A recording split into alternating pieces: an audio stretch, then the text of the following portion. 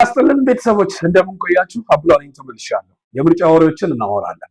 የኢዜማ መልእክት፣ የጋዜጣ ፕላስ ዘገባ እና ደግሞ የመካከለኛው አፍሪካ ሪፐብሊክ ምርጫ እንከታተላለን። ከዚህ ጋር ተያይዞ ኢዜማ በማህበራዊ ትስስር ገጾቹ ላይ ብልጽግናን ያቀረበበትን ያለፈውን የስድስተኛው ዙር ምርጫ ወቅት ላይ የነበረውን ስህተት ብሎ ጠቆማቸውን 6 አበይት ጉዳዮችን አውጥቶ ከሷል። ብልጽግና ፓርቲ እነዚህ ጉዳዮችን በዚህ ምርጫ እንዳይደግም ደግሞ ማሳሰቢያም ሰጥቷል። ከዚህ ውስጥ በመጀመሪያ ደረጃ ብልጽግና ፓርቲ በስድስተኛው ሀገር አቀፍ ምርጫ ያደረጋቸው የካድሬ መንጋ በማሰራጨት እና በማሰማራት ወይም መራጩ ውስጥ መካከል በመበተን መራጩን የማደናገር ስራ እንደሰራ እንደነበር ኢዜማ አስታውሷል። ሁለተኛ የተፎካካሪ ፓርቲዎችን እንቅስቃሴ መክታት፣ ወደ መራጩ ህዝብ እንዳይሄድ መንገድ መዝጋት፣ እንዳይቀላቀል አዳራሽ፣ ስብሰባ ወይም ደግሞ ሰልፎችን በመከልከል ይታወቃል እና ይህንን ነገር ደግሞ ተገቢ አለመሆኑን ድጋሚ ጠቅሷል፣ አስታውሷል። በሶስተኛ ደረጃ በተፎካካሪ እጩዎች መካከል አባላትና ደጋፊዎች መካከል ታዛቢዎች ላይ ከፍተኛ ተጽዕኖ በማድረግ በካድሬዎቹ በኩል ምርጫው ዲሞክራሲያዊ እንዳይሆን ሲሰራ እንደነበር ብልጽግና አስታውሷል።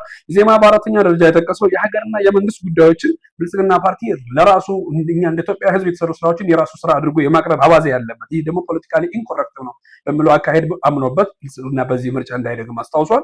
አምስተኛ በድምፅ መስጫው ቀን ሂደቱና ተጽዕኖ ላይ ማሳደሩ እየተለመደ ነገር ነው። በምርጫው ቀን የሚደረጉ ማጨናበር፣ ማደናበር፣ ማወናበድና ድምፅ ማጭበርበር ሂደቶችን ብልጽግና ፓርቲ በዚህ ምርጫ እንዳይደግም ኢዜማ አስታውሷል። ስድስተኛ የምርጫው ዘመቻ በህገወጥ መንገድ የሰበሰበው ከፍተኛ ሀብት ነው። ለምርጫ ዘመቻ ተብሎ የሚሰበሰቡ ከግብር ከፋዮች ላይና ከሌሎች በማስፈራራት የሚወሰዱ ክፍያዎችና ገንዘቦችን መቆም አለባቸው ስል ኢዜማ ለማስታወስ ወደዋል። ጋዜጣ ፕላስ እንደምትመለከቱት ሁለት አስተያየት ይዞ ወጥቷል። የኔንና የዶክተር ራሄል ባፌን አስተያየት ነው ይዞ ወጣው። ሁለታችን በዚህ ምርጫ ላይ ያለንን ሐሳብ እንድናንጸባርቅ አድርጓል። እናንተም ገብታችሁ ጋዜጣ ፕላስ ወይም ደግሞ የቀድሞ የኢትዮጵያ ሄራልድ የሚባለው መጽሔት ላይ ወጣችሁ እንድታነቡ አስታውሳችኋለሁ። ዶክተር ራሄል ባፌ የሰጡት አስተያየት ምርጫውን ከዚህ በኋላ በአንክሮት እንደሚከታተሉ ገልጸዋል። እኛም ደግሞ እዚህ እንደምትመለከቱት ምርጫው ዲጂታላይዝ መሆኑና ሲስተሙ ሬጅስትሬሽኑ ሁሉ ዲሞክራሲያዊ የሚያደርግበት በዲጂታል አይዲ መሆኑን ሐሳብ ከዚህ ቀደም በቲክቶክ ቪዲዮ ያጋራነው ድጋሚ በጋዜጣ ላይ ወጥቶልናል ማለት ነው። ከምርጫ ጋር ተያይዞ የነበረ ነው። ሌላው ዘርዝር አድርገን ሰፋ አድርገን የምንሄድበት የመካከለኛው አፍሪካ ምርጫ ነው። መካከለኛው አፍሪካ ምርጫ እንግዲህ ማክሰኞ ዕለት ተከናውኗል። ሰኞ አመሻሽ ላይ ነው የተከፈተው። ይህ ምርጫ የተከናወነው በመካከለኛው አፍሪካ ሪፐብሊክ ነው። መካከለኛው አፍሪካ ሪፐብሊክ ላይ ይህንን ምርጫ በሚገርም ሁኔታ ሰርፕራይዝ የሚያደርገው ምርጫው የጸጥታ ስጋት ስላለበት ብቻ ከተባበሩት መንግስታት ድርጅት 20,000 ወታደሮች ተሰልፈዋል። ሩዋንዳ ራሱ በቁመ እንደ ጎረቤት ሀገር 1,000 ወታደር አዋጣለች። ከዚህም በላይ ደግሞ በጣም የሚገርመው ነገር አሁን ስልጣን ላይ ያለው ፕሬዝዳንት የራሱን ደህንነት ለማስጠበቅ ከሩሲያ ያስመጣቸው የግል ጠባቂዎች ብዛት ከ1500 እስከ 2000 የሚገመቱ ወታደሮችን እንዳሰለፈ በዜና ዘገባዎች ወጥቷል እና ከዚህ ጋር ተያይዞ 5.6 ሚሊዮን ህዝብ የሚኖርባት መካከለኛው አፍሪካ ባንጎይ ከተማ ላይ ብቻ እስከ 900,000 ዜጋ እንደሚኖር ይታወቃል። ከዚህ ጋር ተያይዞ ምርጫውን ለመምረጥ 2.4 ሚሊዮን ዜጎች እንደተመዘገቡ እናስታውሳለን። የዩናይትድ ሄርት ሙቭመንት ወይም የአንድ ልብ ንቅናቄ ፓርቲ መሪ የሆኑት የፈረንሳይ ሊል ዩኒቨርሲቲ የሂሳብ ማቴማቲክስ ትምህርት ሊቁና ፒኤችዲያቸውን እዛ የሰሩት ፕሬዝዳንት ፋስቲን አርቻንጌ ቶድራ ናቸው። አርቻንጌ ቶድራ በምንም የሂሳብ ልቅ ቢሆንም ግን አምባገነናዊ መሆናቸው የማይካድ ነው። ከዚህ ቀደም 2 ዙር ተመርጠዋል። ሶስተኛው ዙር ግን ህገ መንግስቱ በማይፈቅድ ሁኔታ ህገ መንግስቱን አሻሽለው ለሶስተኛው ዙር የተወዳደሩ እንደሚገኙ ነው።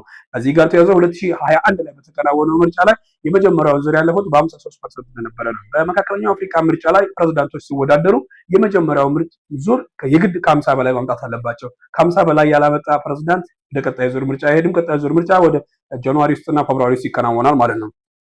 ከዚህ ጋር ተያይዞ የተመረጡት እጩዎችና የተወዳደሩ ሰዎች ብዛት አገሪቱ ላይ ለፕሬዝዳንትነት ነው። ምርጫ ለፕሬዝዳንትነት የሚወዳደሩ 7 እጩዎች ይፋ ይሆናል።